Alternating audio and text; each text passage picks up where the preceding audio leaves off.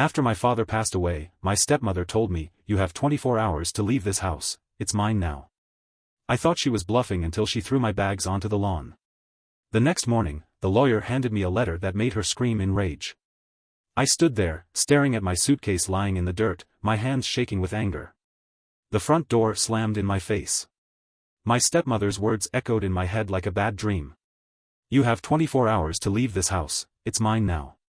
I thought she was just being dramatic, caught up in her usual self-importance. But she wasn't bluffing. She meant it. And now, here I was, kicked out of the only home I'd ever known, my father barely cold in his grave. Let me back up a little. My name's Daniel, and I was raised by my dad after my mom died when I was 6.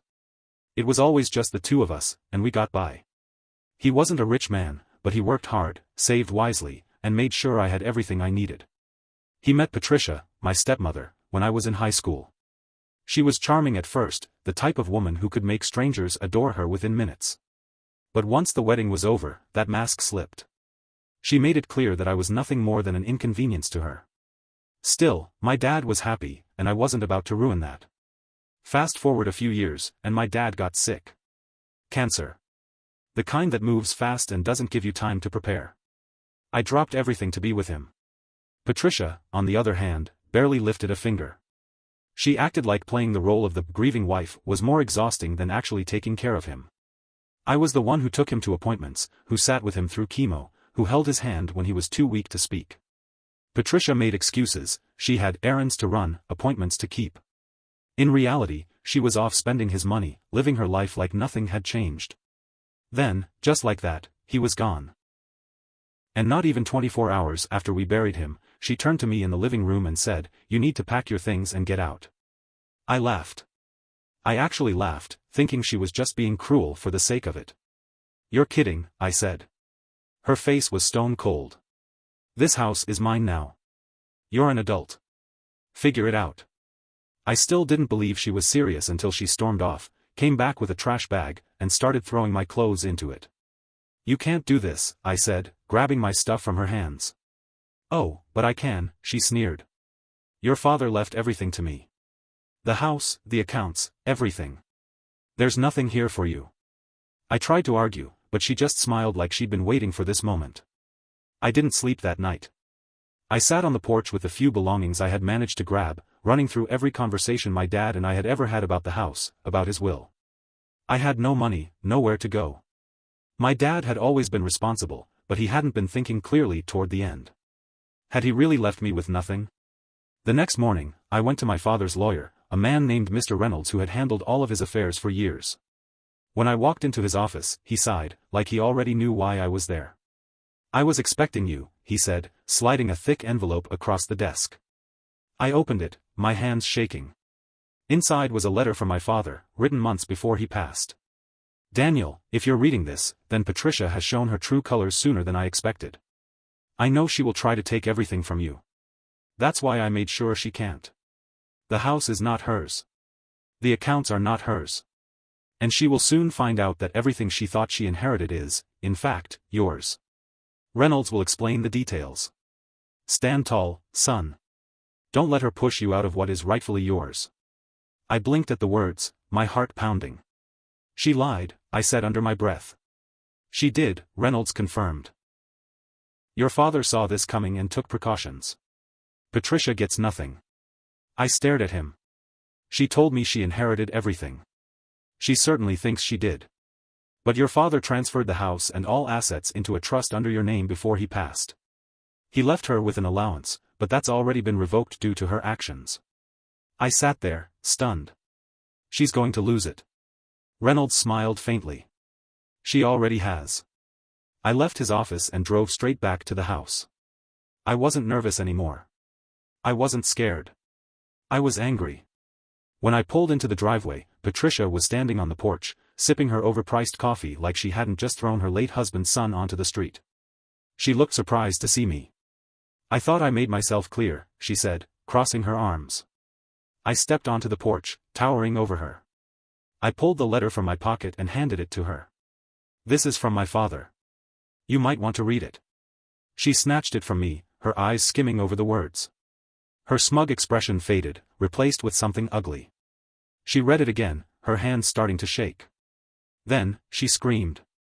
A raw, furious sound that made the neighbors peek through their windows. She crumpled the letter in her fist, her face red with rage. "You're lying," she shrieked. "This isn't real. He wouldn't do this to me." I pulled out a second envelope, the official paperwork from Reynolds. "It's all here. The house, the bank accounts, everything. You own nothing, Patricia. In fact, you're trespassing on my property." She went completely still. Then, her face twisted in fury, and she lunged at me. She lunged at me, her perfectly manicured nails aiming straight for my face. I barely had time to react before she shoved me backward, screaming like a wild animal. "This is my house. I was his wife. You are nothing." I grabbed her wrists before she could claw at me, forcing her back a step. "You need to leave, Patricia," I said, my voice calm but firm. "Right now." Her eyes were wild, darting around like she was searching for a way out of this nightmare. But it wasn't a nightmare, it was reality. A reality she had brought on herself. Then, her expression changed. The rage melted into something else. Something dangerous. A slow smile curled on her lips.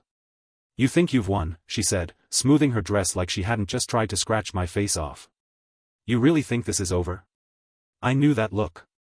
It was the same one she had whenever she was about to do something manipulative, something cruel. I didn't respond. I just stepped aside and pointed toward the driveway. "Get out." She didn't move. "You can't just throw me out like a stray dog. I have nowhere to go." I let out a sharp laugh. "You threw me out less than 24 hours after my father died. Don't expect me to feel sorry for you." Her eyes narrowed. Then, without another word, she turned and stormed inside. I followed, keeping a few steps behind her.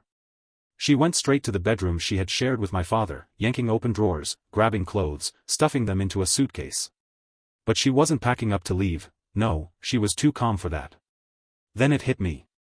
She was taking things. My father's things. I strode forward, yanking the suitcase out of her hands. "No," I said firmly. "You don't get to take anything." She let out a bitter laugh. "You think you can stop me?" "I know I can." She glared at me for a long moment.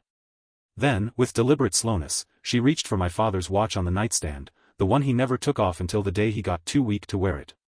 "That belongs to me," she said, her voice dripping with venom. I stepped forward, towering over her. "That was my father's," I said. "You don't get to keep pieces of him when you treated him like he was nothing." She clenched her jaw, but I saw something flicker in her eyes, something desperate. "You think I didn't love him?" she spat. "You think I don't deserve something after wasting years of my life with him?" My hands curled into fists. "Get out." She snatched up the watch, shoving it into her pocket. "You'll regret this," she hissed before shoving past me. I followed her down the hallway, making sure she didn't try to take anything else. She made a show of grabbing her designer handbag, lifting her chin like she wasn't about to be kicked out with nothing. But then, right as she reached the front door, she paused. Slowly, she turned back to me, her lips curling into a smirk. "You really should have been nicer to me," she said. Then she walked out, slamming the door behind her. And that's when everything went to hell. The nightmare begins. I should have known she wouldn't go down without a fight. Patricia was a snake, and snakes don't just slither away, they strike when you least expect it. The next morning, I woke up to the sound of my phone vibrating non-stop. I groggily reached for it and saw a flood of missed calls and messages. From unknown numbers. From family members I hadn't spoken to in years.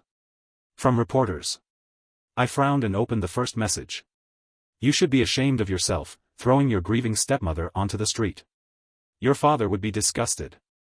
My stomach dropped. I clicked on a link someone had sent me, and my blood ran cold. It was an article. A sensationalized one. "Millionaire's greedy son evicts heartbroken widow days after husband's death." My heart pounded as I scrolled through the garbage they had written. The article painted Patricia as a devoted wife, a loving woman who had stood by my father's side through his illness, only to be cruelly kicked out by his selfish, ungrateful son. The worst part? They had a picture of me. One from the funeral, looking cold and distant. And next to it? A staged photo of Patricia, sitting on a suitcase, wiping away fake tears. This lying, I cut myself off, gripping my phone so hard my knuckles turned white. She was good. She had run straight to the media, spinning a story before I even had the chance to react. And people believed it. The comments were filled with hate. Strangers calling me a monster. Family members turning against me. And then, another notification popped up. I froze. A lawsuit. Patricia was suing me. For the house. For her rightful inheritance. For everything. She was coming for it all. And I wasn't going to let her win. I sat there, gripping my phone, my heart pounding in my chest. This wasn't just about revenge for her, this was about ruining me. She wanted to destroy me completely. She wanted to drag my name through the mud, take my father's home, and make me look like the villain. But she underestimated me. Patricia was manipulative. Cunning. A master at playing the victim. But she wasn't smart. Not in the way that mattered. And she had just made a mistake. I took a deep breath, forcing myself to think clearly. The lawsuit was a joke. The house was in a trust under my name. She had no legal claim to it. But Patricia didn't care about facts, she cared about winning the narrative. And the public was eating it up. I needed proof. Real proof. And then, I remembered something. The secret my father never told her. I grabbed my keys and drove straight to my father's lawyer, Mr. Reynolds. When I stormed into his office, he was already on the phone, probably dealing with the media circus Patricia had unleashed. He hung up when he saw me and let out a sigh. "I assume you've seen the news," he said dryly. "Oh, I've seen it," I muttered. "And I'm not going to let her get away with this." Reynolds leaned back in his chair. "She's banking on public sympathy," he said. "She knows she can't win in court, but she can make your life miserable in the process." I clenched my jaw. "Is there anything we can use to shut this down? I need something that proves what she really is." Reynolds gave me a long look. Then, slowly, he opened a drawer and pulled out a thick envelope. "This," he said, sliding it across the desk, "is something your father never told her about." I frowned, opening the envelope. Inside were legal documents. Bank statements. Transaction records. And something that made my stomach drop, a private investigator's report. "What is this?" I asked, flipping through the pages. Reynolds sighed. "Your father was a smart man, Daniel. And towards the end, he started to suspect Patricia was up to something. So he hired someone to look into her." I felt a chill run down my spine. I scanned the report, my hands shaking as I read through the findings. Patricia had been cheating on my father for years. Not just with one man, but several. Some of them were even using my father's money. She had been funneling funds into secret accounts, draining my father dry while pretending to be the devoted wife. But that wasn't the worst part. One document stood out. A signed contract. It was a prenup. A prenup she didn't know existed. My father had set it up before marrying her, making sure that if she ever betrayed him, if she cheated, stole from him, or did anything shady, she would walk away with nothing. I stared at the paper, my heart racing. "She has no idea about this, does she?" I asked. Reynolds smirked. "Not a clue." I exhaled sharply. This was it. This was the endgame. Patricia had spent years thinking she had played the perfect con. That she had manipulated my father into giving her everything. But the entire time? She had been walking straight into a trap. The takedown. I left Reynolds' office with the documents in hand, my mind spinning with possibilities. Patricia had gone to the media first. That was her mistake. She had thrown herself into the spotlight, thinking it would protect her. But now? Now, I had the power to destroy her. I made a few calls. First, to a well-known journalist who actually cared about facts. Then, to my father's closest friends, people who had really known him, people the media would listen to. Then, I went home and waited. It didn't take long. The next morning, a new article dropped. One with a very different headline, "Grieving Widow or Heartless Scammer? The Truth About Patricia's Secret Affairs and Stolen Fortune." It went viral within hours. Screenshots from the prenup. Bank records showing how she funneled my father's money into secret accounts. Photos of her with other men while my father was dying in a hospital bed. The public turned on her instantly. The same people who had called me a monster yesterday were now ripping her apart. The comments were brutal. The media that had once painted her as a saint were now tearing her to shreds. Then, another bomb dropped. A fraud investigation. Turns out, some of the money she had stolen from my father had been used in ways that were less than legal. And now? The IRS wanted a word with her. The final blow: the day after the article went live, Patricia showed up at my doorstep. Not the confident, smug woman I had known. She looked wrecked. Her hair was a mess. Her designer clothes were wrinkled. Her face was pale. She even went on a second media tour, sobbing about how I had set her up and stolen her rightful inheritance. It didn't work. Nobody believed her anymore. The final blow came when the fraud investigation turned up even more dirt. Turns out, Patricia had been involved in a fake charity scheme.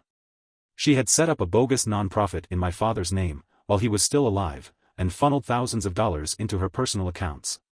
And now? The feds were involved. One morning, I got a call from Reynolds. "You'll want to turn on the news," he said, barely containing his amusement. I grabbed the remote and flipped to the first news channel I could find. And there she was. Patricia, being dragged out of her rented apartment in handcuffs. Her hair was a mess, her designer robe slipping off her shoulder as she screamed at the officers. "This is a mistake. I'm innocent. This is a witch hunt. My husband was a wealthy man, I was entitled to that money." The officers didn't care. They shoved her into the back of a squad car as cameras flashed around her. I sat back on the couch, letting out a slow breath. It was over. For real this time. Patricia's fate: the trial was short. The evidence was stacked against her. Bank records, forged documents, and even recorded phone calls where she talked about bleeding the old man dry. She was sentenced to 6 years in prison for fraud, embezzlement, and tax evasion. She had no money left, no house, and no one to bail her out. And the best part? The little money she did have was seized by the government to pay off her debts. She walked into prison with nothing. My revenge? A quiet life. After the dust settled, I took my time reclaiming the house. I had it deep cleaned, scrubbing away every trace of her presence. I renovated my father's office, turning it into a space where I could finally breathe again. And as for the money she stole, I made sure it went somewhere she would hate. I donated every recovered dollar in my father's name. To cancer research, to shelters, to causes that actually helped people. The final insult? The news got out about where the money went. So even after prison, Patricia would never escape my father's shadow. His name would be remembered for generosity, while hers would forever be tied to fraud and greed. The last time I saw her years later, I was walking through a grocery store when I saw her. Patricia. She was older now, her once flawless face lined with stress. She wore cheap clothes, her hair was dull, and the smug confidence that had once defined her was gone. She saw me, too. For a second, she froze. Then, without a word, she turned and rushed out of the store like a coward. I smiled to myself. I didn't need to say anything. She had lost. And she knew it.